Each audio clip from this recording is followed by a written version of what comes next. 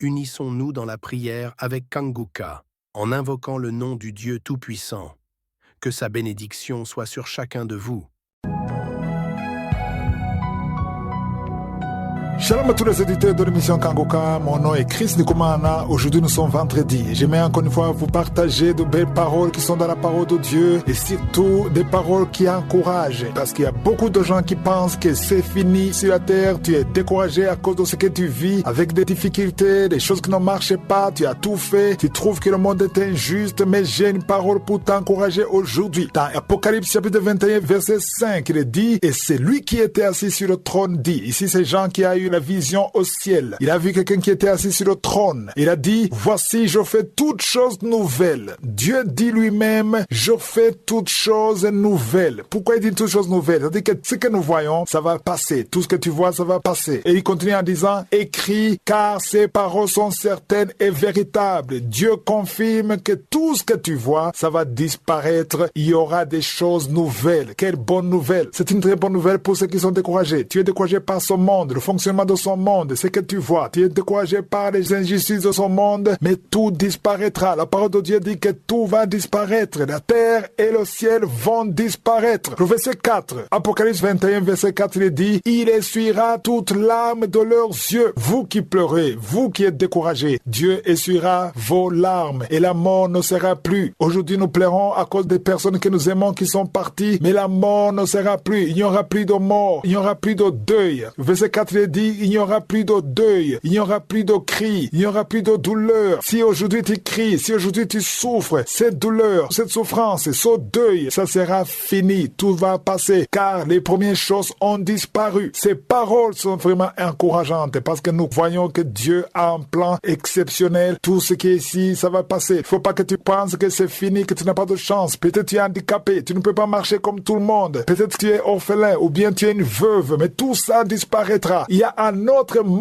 que Jésus a préparé. Surtout si tu acceptes Jésus comme ton Seigneur et ton Sauveur, tu auras accès à la nouvelle Jérusalem. J'encourage tout le monde à accepter Jésus, parce que quand tu acceptes Jésus, toutes ces douleurs que nous voyons aujourd'hui vont disparaître. On nous dit que les anciennes choses sont passées. Voici, toutes choses seront nouvelles. Je suis vraiment encouragé quand je sais que Jésus a préparé une voie de sortie pour ceux qui croiront en lui. La vie éternelle, c'est donc quelque chose qu'on prépare pendant qu'on est ici sur la terre. Pendant que tu es ici, tu prépares la vie éternelle. Tout ce que Jésus te demande, c'est d'accepter l'œuvre qu'il a fait. Accepter que tu es un pécheur. Il faut que tu te mettes à genoux, que tu confesses son nom, que tu confesses tes péchés. Tu l'acceptes comme ton Seigneur et ton Sauveur. Et il va te donner son esprit et tu seras pardonné. Tous tes péchés seront pardonnés. Toi qui as encore de la rancune, qui ne veut pas pardonner quelqu'un, c'est le moment de pardonner la personne qui t'a fait du mal. Parce qu'en gardant la rancune, tu es en train de te mettre en prison toi-même. C'est le moment de te pardonner, c'est le moment de te repentir. Tu ne peux pas rester dans la vie pécheresse et espérer aller au ciel. Les péchés, ça fait plaisir pour le moment, mais c'est pour un temps court. La vie pécheresse va t'empêcher d'entrer au ciel. C'est le moment de te repentir et d'accepter Jésus. Si tu vis dans la fornication, dans l'adultère, dans l'alcoolisme, dans la haine, c'est le moment de te repentir. Accepte Jésus, invite Jésus dans ta vie et quand il viendra, il va te transformer. Il n'y a que Jésus qui peut te transformer. Personne ne peut te transformer à part Jésus. Jésus est mort pour toi. Peu importe le nombre de péchés que tu as commis, peu importe le nombre d'enfants que tu as tués, tu as avorté plusieurs fois, mais tout ce que tu as fait, tu l'as fait par ignorance. Maintenant, tu connais la vérité. Il y a Jésus qui est sur le trône. À quoi ça sert de s'attacher à cette vie, à cette terre, alors que cette terre va disparaître? La belle maison que tu vois va disparaître. Le soleil va disparaître. La lune va disparaître. Toutes les choses que tu peux voir avec tes yeux vont disparaître. Mais Dieu a préparé un autre monde exceptionnel. Il y a une autre ville qui s'appelle la Nouvelle Jérusalem que Dieu a préparée. Il y a une vie éternelle. Si tu acceptes Jésus, tu vas vivre éternellement. Tu n'auras plus de pleurs. Tu ne vas plus pleurer. Tu ne vas plus souffrir. Tu seras plus déçu. Il n'y aura plus de problèmes. Tu seras dans la joie éternelle. Mais il faut préparer ça maintenant. Accepte Jésus. Renonce à la vie pécheresse. Toi qui vis avec un homme alors que tu es un homme, cette relation t'empêchera d'entrer au ciel. Même vous, un homme et une femme qui vivent ensemble sans être mariés officiellement, vous êtes dans le péché de fornication et si tu meurs dans cette relation, tu n'iras pas au ciel. C'est le moment de préparer le ciel, d'accepter Jésus, de l'inviter. Mets-toi à genoux et appelle Jésus. Si tu veux l'assistance dans serviteur de Dieu, tu peux appeler au plus 257 76 56 47 79 65. Si tu résides aux États-Unis ou au Canada, appelle au 613 462 93 52.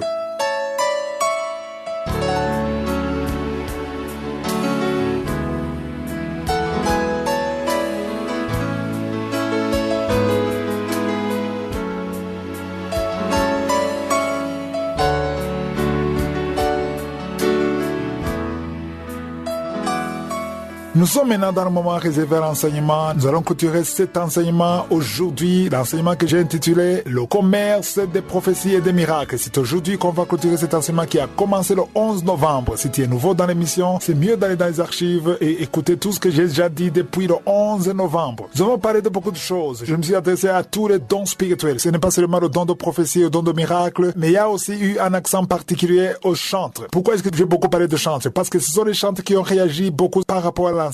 Il y a des chantres qui ont réagi, qui ont partagé les audios, qui ont vivement réagi, et c'est pour cela que j'ai beaucoup insisté sur les chantres, parce que je sentais que le Saint-Esprit est en train de les parler. Les chantres qui m'écoutaient, non seulement vous avez un don spirituel, mais il faut aussi prier. Je me suis rendu compte que beaucoup de chantres ne passent pas beaucoup de temps dans la prière. C'est comme s'il y a des intercesseurs quelque part, et surtout que quand il y a la parole de Dieu, il y a beaucoup de chantres qui sortent. Il faut pas sortir, il faut écouter la parole. Les chantres ont besoin de la parole, ils ont aussi besoin de la prière. Il faut passer plus de temps dans la prière. Peu importe le don spirituel que tu as, le don va fonctionner avec la prière. Cela ne concerne pas seulement les chantres, mais n'importe quel don que tu as, il faut passer du temps dans la prière. Et surtout, le but de cet enseignement était de montrer que le don spirituel ne doit pas être commercialisé. Tu dois exercer ton don sans rien exiger. Il ne faut pas que les gens te paient pour utiliser le don que tu as. Le don doit être exercé gratuitement à tout le monde, aux riches et aux pauvres. Et je me suis aussi adressé à ceux qui bénéficient des dons spirituels, qu'il faut aussi soutenir avec vos moyens les dons que Dieu vous a donnés. La raison pour laquelle beaucoup de chantres ou les serviteurs de Dieu qui ont des dons spirituels exigent de l'argent, c'est parce que les chrétiens ne les soutiennent pas. Si l'église ne soutient pas ceux qui ont des dons, ils seront tentés à exiger de l'argent. Il faut les soutenir. C'est très important de les soutenir. J'ai aussi dit que le serviteur de Dieu, un pasteur, si l'église a les moyens de le soutenir, c'est mieux que le pasteur soit consacré uniquement à la parole et à la prière et à assister les chrétiens. Parce que si vous ne le soutenez pas, il sera obligé d'aller dans le monde et parfois il travaille dans des conditions difficiles et il n'aura pas tout ce qu'il faut pour vous servir spirituellement. Donc c'est important de comprendre que les serviteurs de Dieu doivent avoir assez de temps pour la prière. La prière, c'est la clé. Sans la prière, tu ne peux pas aller loin. Peu importe le don que tu as. Hier, j'ai conclu en disant qu'il y a un verset dans la Bible, Philippiens 4:19, qui est très aimé par beaucoup de chrétiens, mais je vous ai dit que ce verset concerne les Philippiens ou ceux qui sont comme les Philippiens. Pourquoi je parle de Philippiens? Parce que les Philippiens soutenaient l'œuvre de Dieu, soutenaient Paul, et il s'adressait à eux. Il dit, mon Dieu pourvoira à tous vos besoins selon sa richesse avec gloire en Jésus-Christ. Je vais vous expliquer pourquoi ce verset concerne les Philippiens ou ceux qui sont comme les Philippiens. Et ça ne concerne pas les Thessaloniciens, parce qu'au verset 15, il dit, vous le savez vous-même, Philippiens, au commencement de la prédication de l'évangile, lorsque je partis de la Macédoine, aucune église n'entra en compte avec moi pour ce qu'elle donnait et recevait. C'est-à-dire qu'il est parti de la Macédoine et personne ne le soutenait. Mais verset 16, il dit, vous fuites les seuls à le faire, car vous m'envoyâtes déjà à Thessalonique à 2 reprises. De quoi pourvoir à mes besoins. Ici, il y a quelque chose de très important. Paul est chez les Thessaloniciens. Les Thessaloniciens ne le soutiennent pas, alors qu'il est à Thessalonique. Mais il doit attendre l'argent qui vient de Philippiens. Pourquoi? Parce que les Philippiens avaient une bonne vision. Ils étaient généreux. Ils ont compris qu'ils doivent soutenir l'œuvre de Dieu. Ils doivent soutenir le serviteur de Dieu. Mais ceux qui étaient à Thessalonique n'avaient pas encore cette révélation. Au verset 17, il dit, ce n'est pas que je recherche les dons, mais je recherche le fruit qui abonde pour votre compte. Parce que souvent, quand tu parles de l'argent, les gens pensent que tu es en train de chercher de l'argent. Et Paul dit, non, je ne suis pas en train de chercher votre argent. Je le dis pour votre bien. Je recherche le fruit qui abonde pour votre compte. Donc c'est pour votre bien que je le dis. Ce n'est pas pour que vous me donniez de l'argent. C'est ce que Paul dit ici au verset 17. Au verset 18, il dit, j'ai tout reçu. Là, c'est très important. J'ai tout reçu et je suis dans l'abondance. Il parle à qui? Il s'adresse aux Philippiens. Il ne s'adresse pas aux Thessaloniciens, mais il s'adresse aux Philippiens. J'ai été comblé de bien en recevant par Épaphrodite ce qui vient de vous comme un parfum de bonne odeur. Quand tu donnes avec un cœur sincère, c'est comme un parfum. Spirituellement parlant, c'est un parfum qui monte devant Dieu. Il dit c'est un sacrifice que Dieu accepte et qui lui est agréable. Pourquoi il dit que c'est un sacrifice que Dieu accepte? Parce qu'il y a des sacrifices que Dieu n'accepte pas. Un sacrifice de quelqu'un qui est malhonnête, qui est pécheur. L'argent que tu as gagné malhonnêtement, Dieu n'accepte pas ce sacrifice. Mais quand tu donnes un sacrifice que tu as gagné honnêtement, ça monte devant Dieu comme un parfum de bonne odeur qui lui est agréable. incroyable. Et la conclusion au verset 19, il dit, et mon Dieu, c'est-à-dire le Dieu que je sers, pourvoira à tous vos besoins selon sa richesse avec gloire en Jésus-Christ. Donc ici, il s'adresse à ceux qui soutiennent l'œuvre de Dieu, qui est le Dieu qu'il sert, pourvoira à leurs besoins. Donc avant de citer le verset 19, il faut lire le verset 15, 16, 17 et 18 pour conclure le verset 19. Beaucoup de gens concluent sans avoir tenu compte des versets 15, 16, 17 et 18. C'est ici que termine cet enseignement et j'espère que tu as été béni. Si c'est le cas, partage cet enseignement à d'autres parce que beaucoup de gens ont été délivrés à travers cet enseignement. Comme vous en avez l'habitude, dans Kangoka, pour les anciens, on n'a jamais de temps pour les vacances, sauf les 2 dernières semaines de l'année. Donc à partir de demain, nous entrons dans 2 semaines de repos, mais demain il y aura le dernier Kangoka de cette année pour la prière pour les malades. Pendant les 2 semaines de repos, on va poster quelques enseignements des croisades sur l'application, mais nous allons reprendre nos émissions le 6 janvier de l'année prochaine si Josué le veut. Je vous souhaite donc une bonne fin de cette année et demain, rappelez-vous, il y aura la prière pour les malades. Passez un excellent week-end.